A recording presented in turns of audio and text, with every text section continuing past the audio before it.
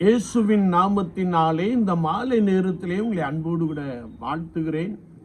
வேதத்தின் வெளிச்சம் என்ற நிகழ்விலே நீங்கள் அழைக்கப்பட்ட அழைப்பை பாருங்கள் என்ற வார்த்தையை நாம் தியானித்துக் கொண்டே இருக்கிறோம். இன்றைக்கும் நியாயாதிபதியின் புஸ்தகம் 9ஆம் அதிகாரம் 4ஆம் வசனத்தை நாம் வாசிக்கின்ற பொழுது, நேர்மையானவர்களை பணியில் அமர்த்த அழைப்பு அல்லது அர்ப்பணிக்கப்பட்டவர்களை பணியில் அமர்த்த அழைப்பு அல்லது பொறுப்புள்ளவர்களை பணியில் அமர்த்த அழைப்பு என்று நாம் இந்த வசனத்தை எடுத்துக்கொள்ள முடியும். இங்கே நாம் வாசிக்கின்ற பொழுது, அபிமெலேக்கு வீணரும் போக்கிரிகளுமான மனுஷரை பணியில் வைத்தான் என்று எழுதப்பட்டிருக்கிறது. ஒரு மனிதனை ஒரு பணியில் அமர்த்துகின்ற பொழுது அவன் எப்படிப்பட்டவன்? அவன் அதை செய்து முடிக்கக்கூடியவனாக இருக்கிறானா அல்லது அர்ப்பணிப்பிலே சரியாய் காணப்படுகிறானா, அழைப்பை பெற்றிருக்கிறானா என்பதை குறித்ததான அந்த கேள்விகள் நம்மிடத்திலே அதிகமாய் காணப்பட வேண்டும்.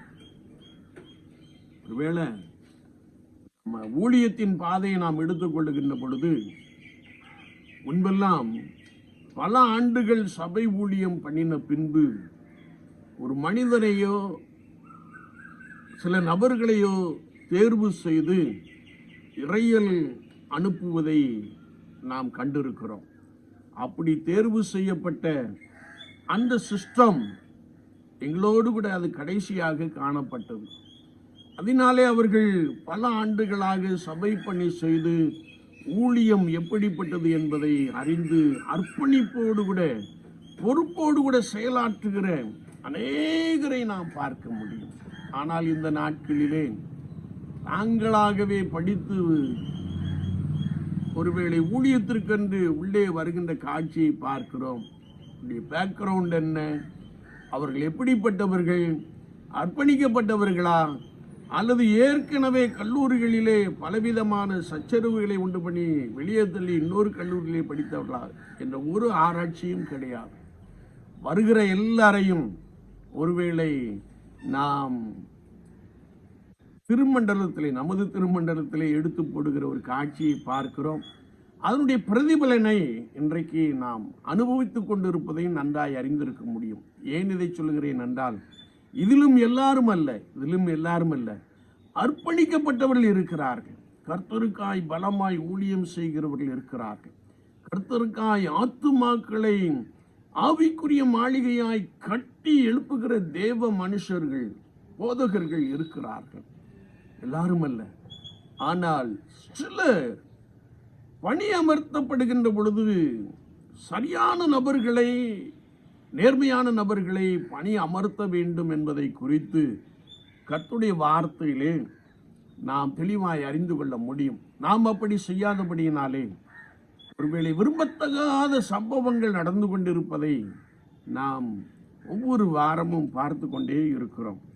அப்போஸ்தலர் 10:7 நாம் வாசிக்கின்ற பொழுது, கொர்நேலியு தன்னுடைய பேசின தூதன் போன பின்பு தன் வீட்டு மனுஷரில் 2 பேரையும் தன்னிடத்தில் சேவிக்கிற போர் சேவகரில் தேவ பக்தியுள்ள ஒருவனையும் அழைத்து பேதுருவை அழைப்பித்து வாருங்கள் என்று சொல்லி அனுப்புகிறார்.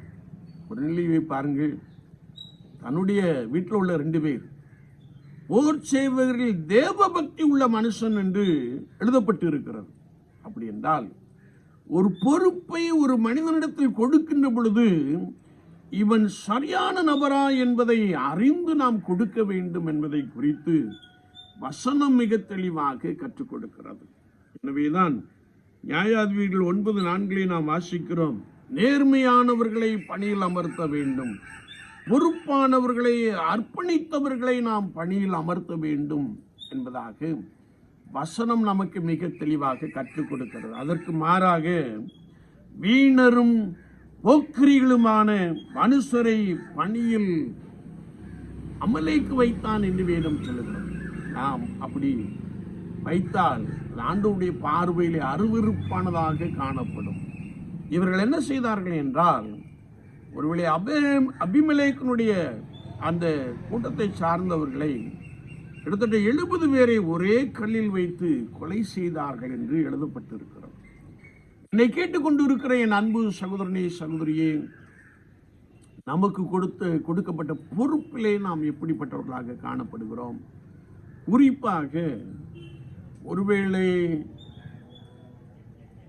நான் ஒரு மிகப்பெரிய அதிகாரியாய் இருப்பேனே என்றால் எனக்கு கீழே எப்படிப்பட்ட நபர்களை நாம் பணியிலே அமர்த்துகிறோம்? சற்று நம்மை நாமே நிதானித்து ஆராய்ந்து பார்ப்போம். கொர்நேலியு தேவ பக்தி உள்ள ஒரு மனுஷனை தெரிந்து கொண்டு அனுப்பினான். அப்படியே நாமும் தேவ பக்தி உள்ளவர்கள், அர்ப்பணிக்கப்பட்டவர்கள், நேர்மையானவர்களுக்கு நாம் பணிகளை கொடுத்து அது நிமித்தமான கிருபை வெளிப்படும்படியாய், அது நிமித்தமான நன்மைகள் வெளிப்படும்படியாய் நாம் காத்திருப்போம். கர்த்தர் நம்மோடு கூட இருந்து நம்மை பலமாய் வழிநடத்த போதுமானவராக இருக்கிறார். ஆமீன், ஆமீன்.